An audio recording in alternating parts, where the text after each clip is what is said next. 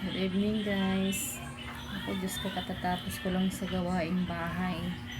Ano ba yan? Nakakaloka. Stress na stress ang lola mo.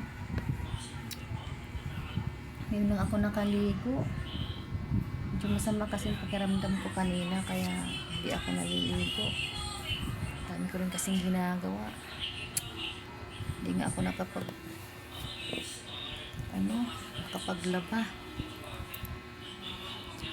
Grabe. Pagod ako.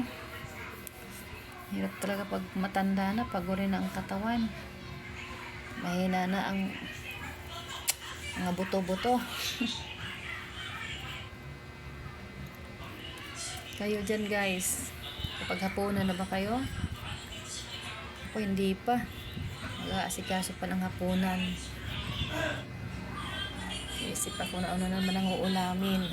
Diyos ko, buhay. Hirap talaga pag mahirap.